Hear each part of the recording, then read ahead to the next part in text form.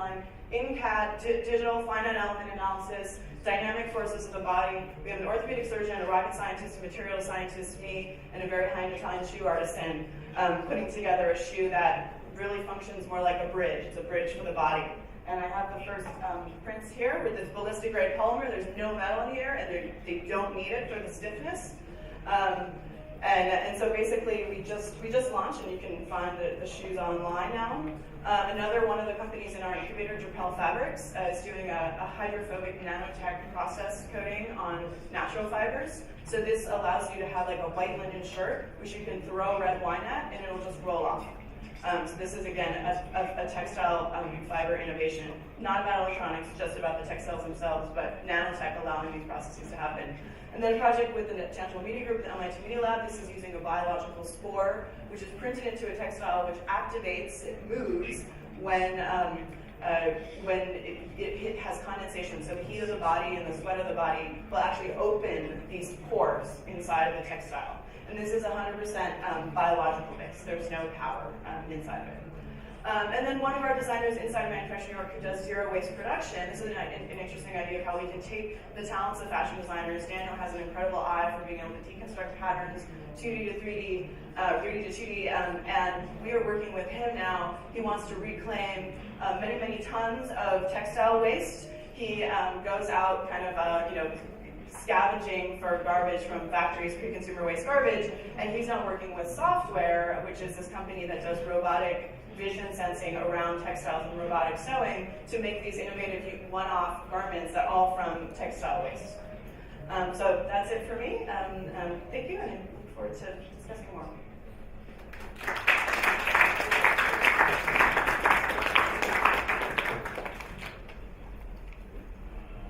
Смотрите, уникальность Аманды. Она буквально в 10 минут смогла уложиться и рассказать столько направлений различных отраслевых.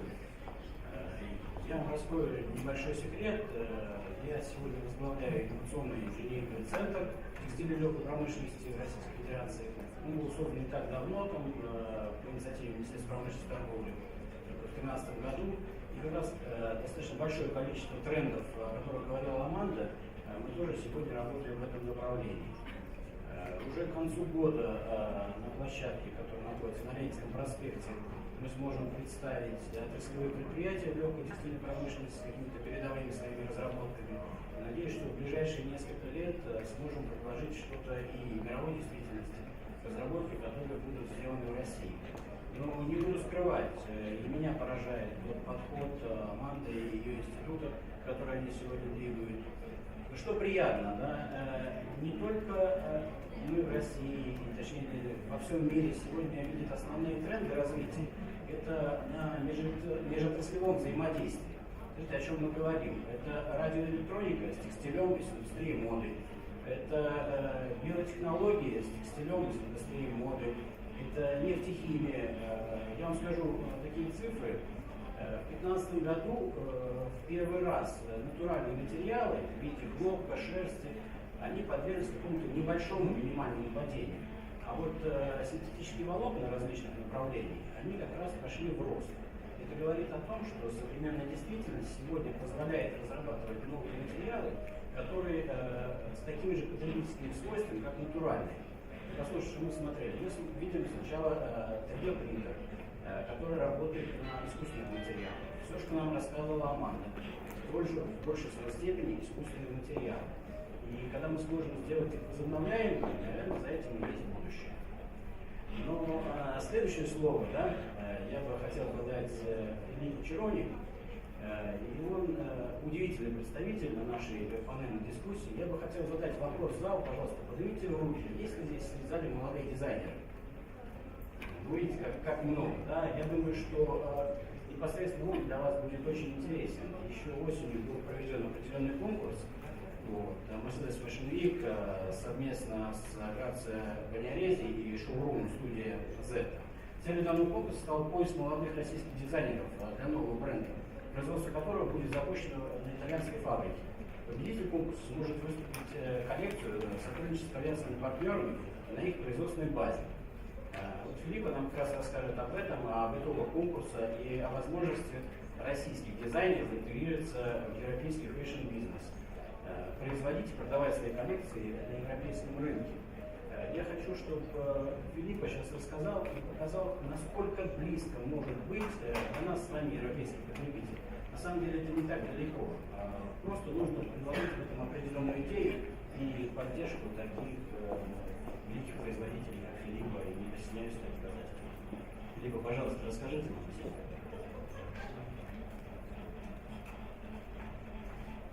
Hi everybody, I'm Filippo Ceroni, and look carefully to me because after listening to them I'm a dinosaur, so I will just extinguish very soon if this will all become reality, but or I will find a way to manage with it because this really is astonishing. I really liked what they showed us, and congratulations because really I will bring you back to the past right now, but future looks nice. So I think we have a lot of opportunity. Congratulations.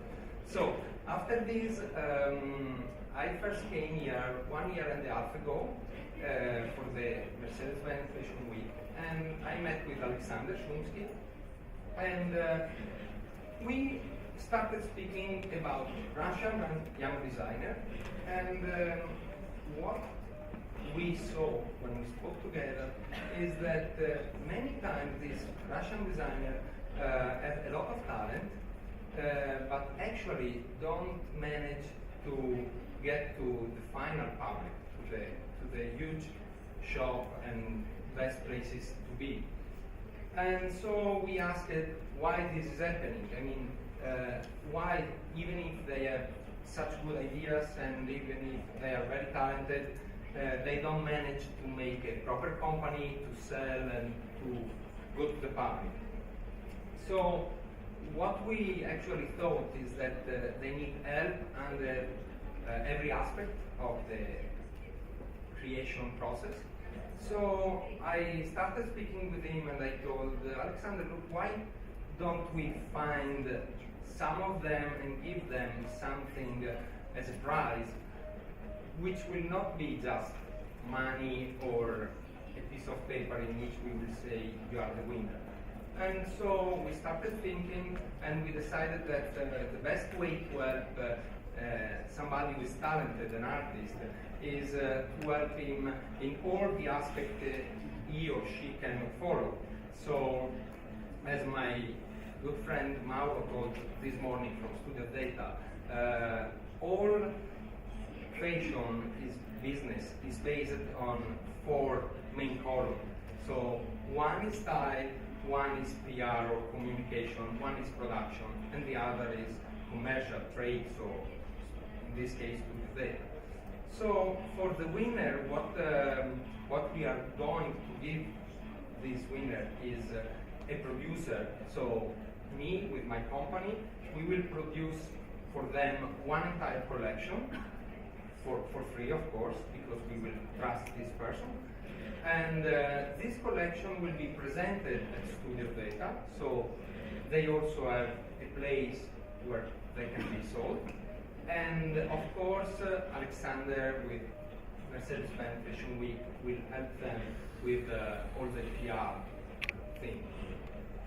So for us, this is really, really important because what I've seen is that these young designers really don't know many times what is happening after they just make their first collection, for example. What is behind the timing of buying fabrics, cutting, sewing, and shipping it all over the world. So this is why I told you before I'm bringing you back to the past, because right now production, at least in Italy, and let's say high quality production made in Italy is made of this, is made of a reality of many little companies that work together, and there is a lot of outsourcing.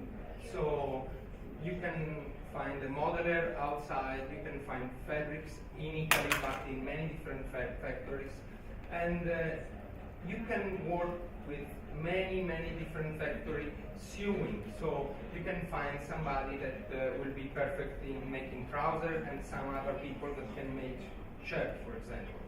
So I think this expertise is what these young talents are missing right now, because of course if you make a great sketch and but you don't know where to go to seam it, that it will be really difficult for you. So this is really what we wanted to do with this contest. Of course we also, as Amanda said before, we always have to keep in mind this is a business.